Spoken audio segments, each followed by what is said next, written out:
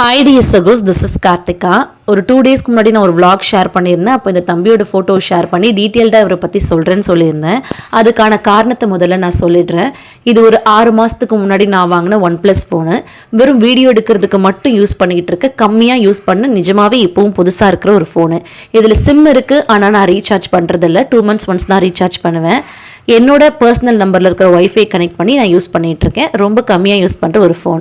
இந்த ஃபோனில் லாக் கிடையாது. ஜஸ்ட் இப்போ நான் எப்படி ஓப்பன் பண்ணிடணும், இதே மாதிரி ஓப்பன் பண்ணி ஜஸ்ட் ஸ்வைப் பண்ணாலே இந்த ஃபோன் ஆன் ஆகிடும். ஆனால் இந்த ஃபோனை நான் தியேட்டரில் மிஸ் பண்ணிவிட்டு கொஞ்சம் தூரம் வெளியில் வந்து பார்க்கிங்லாம் விட்டு வெளியில் வந்து கொஞ்சம் நேரத்துக்கு பிறகு தான் நாங்கள் ரியலைஸ் பண்ணோம் ஃபோனே மறந்தது.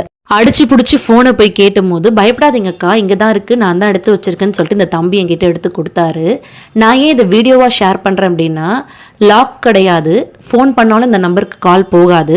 ஏன்னா ரீசார்ஜ் பண்ணி 1.5 மாதத்துக்கு மேலே ஆகுது. ஸோ ஈஸியாக எடுத்துக்கக்கூடிய இந்த ஃபோனை திரும்ப கொடுக்கணும்னு நினச்சதுக்கும், தப்பு பண்ணுறதுக்கு எல்லா வாய்ப்பும் இருந்தும் அப்போவும் நேர்மையாக இருந்ததுக்காகவும் தான் நான் இந்த வீடியோவை ஷேர் பண்ணணும்னு நினச்சேன்.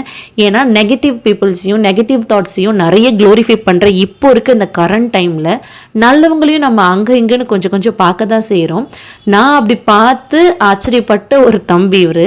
ஸோ கண்டிப்பாக இவருக்கு அப்ரிசியேஷன் கொடுக்கணும்னு எனக்கு தோணுச்சு. ஏன்னா நல்லது பண்ணுறவங்களுக்கு சின்ன சின்ன பாராட்டுக்கள் அவங்க மனசுக்கு கொஞ்சம் சந்தோஷமாக இருக்கும்.